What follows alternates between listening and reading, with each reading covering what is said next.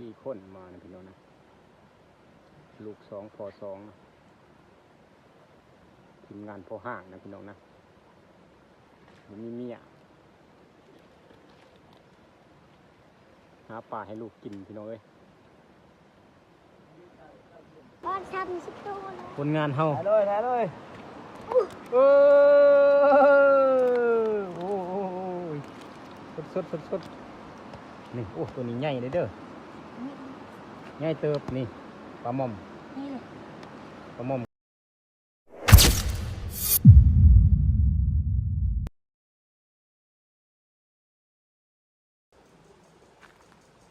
ทักทายสบายดีพี่น้องวันนี้แอมกระตังจะออกหากินคือเก่าพี่น้องตอนรับเทศกาลสงกรานต์ปีใหม่ลาวพศ2569พี่น้องตอนนี้ออกหาไปอยู่ห้วยนะพี่น้องอยู่ห้วยอยู่ห้องมันห่อนหลายยันหาปลาพี่น้องกับน้องสายแล้วก็ลูกนะเป็นไปก่อนเลยไปเมืองน้ำพันเดี๋ยวนี้คือเส้นทางที่เขาจะไปนะตรงยางตามปองน้ำอยู่นี่แหละยางไปขึ้นถึงเลยนะไปอาบน้ำตาดพร้อมหาปลาพร้อมนะแต่ว่าปลาค่อนข้างที่จะบ่ได้หรอกปลาค่อนข้างที่จะบ่ร้ายนะพี่น้องห่วยตัวนี้มันเกยหอนอยู่หันเลยเพราะยามนี้มันเย็นอยู่หันอาจจะบ่ได้รีวิวเส้นทางนะพี่น้องนะเริ่มสุดท้ายบางช่วงบางตอนนะบนที่เส้นทางมันง่ายไม่ว่าจะถ่ายนะถ้าเส้นทางมันยากอาจจะบ่ได้ถ่ายเพราะว่าขาดจับกล้องอันนี้มันสภาพเส้นทาง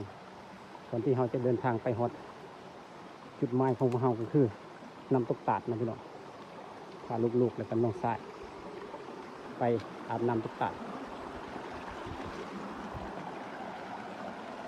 นี่แหละสภาพเส้นทางพี่น้องมันต้องมีการปีนนภาไต่คอนไต่ใหม่เป็นทีแหละ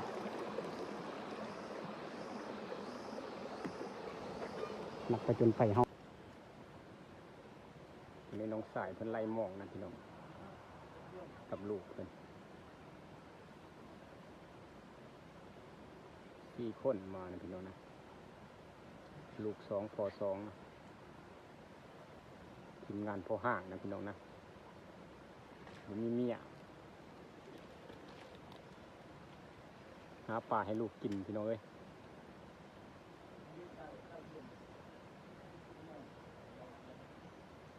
พ่อห้างเนี่ยปลา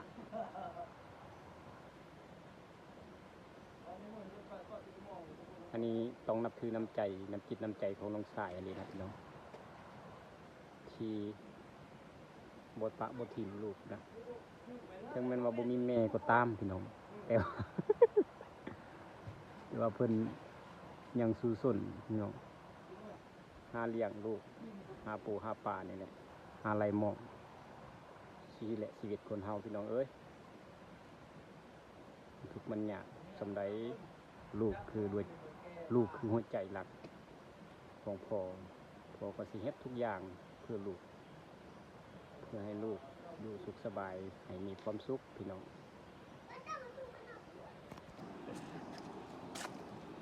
มองหัดก้อยมันก็มีแต่ปลาน้อยนี่แล้วพี่น้องเอ้ยมีดอกปลาสำเคียนสำขา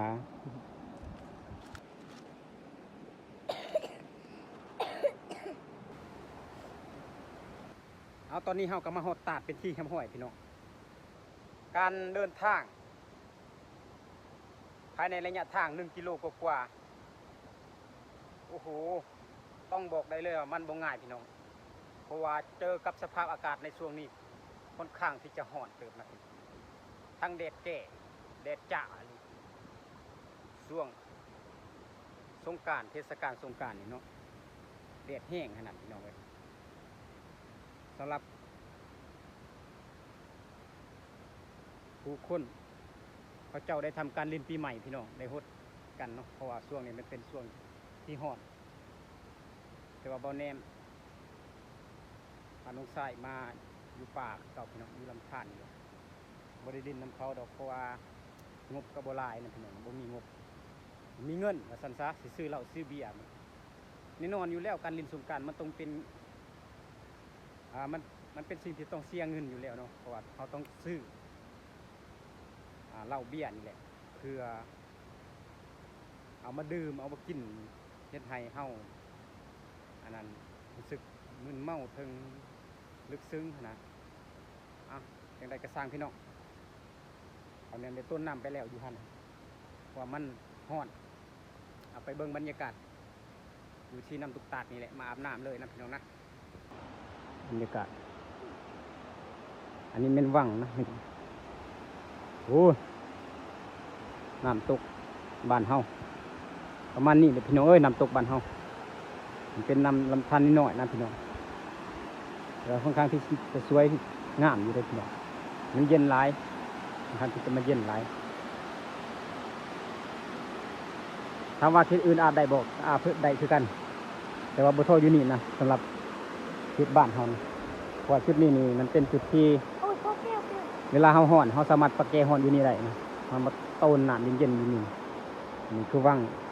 สั่นทำอิฐนะมันจะมีหลายๆสั่นเลยเฮาขึ้นไปเทิงขึ้นไปเทิงพุ่นมันจะมีหลายๆสั่นสำหรับตาดประมาณ5-6สั่นนี่แหละท่านขึ้นไปใช่สูงเลยพี่น้อยขึ้นไปโตเลยอันนี้บ่ได้ขึ้นดอกเนาะพี่น้องบ่ได้ขึ้นคือเขาขึ้นไปถึงเฮาอันนี้มันจะมารีวิวอยู่ในชั้นที่1แหละ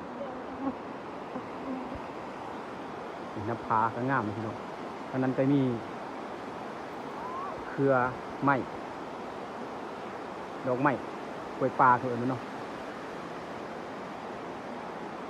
น้ำผาสูงหลายพี่น้องเป็นน้ำผาสูงสันพี่น้องเอ้ยยังไม่มาตอบเพิ่งฉ่ำว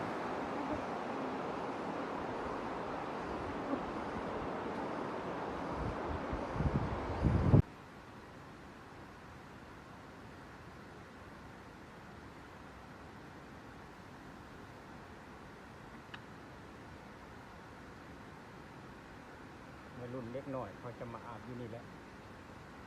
แต่ว่าส่วนนี้เป็นช่วงเทศกาลปีใหม่เขาไม่อยากมาปานใดบวกกับน้ำมันแพงเนาะก็เลย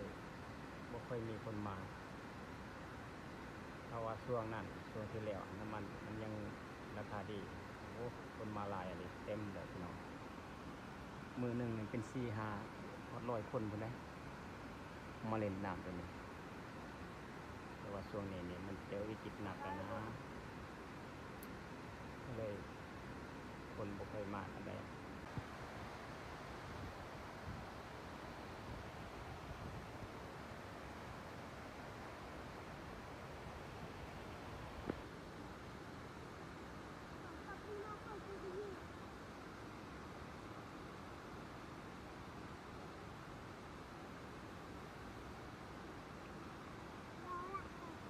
คนว่าปลาลายอันนี้สิลงไรหมอกว่าสิได้ปลาหรือบ่นะลงไปไรหมอกอยู่วางตาดไ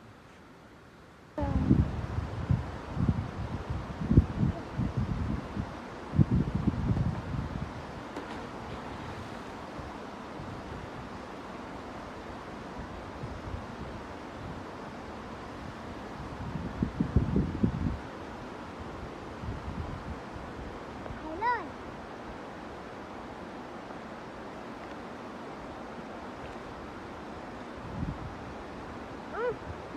บน ไปเลยบน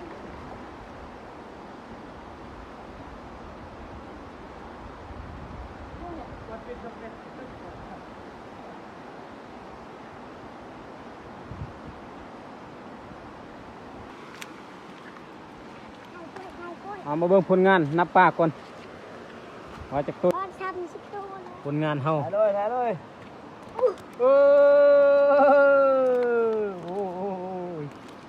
สดนี่โอ้ตัวนี้ใหญ่เลยเด้อ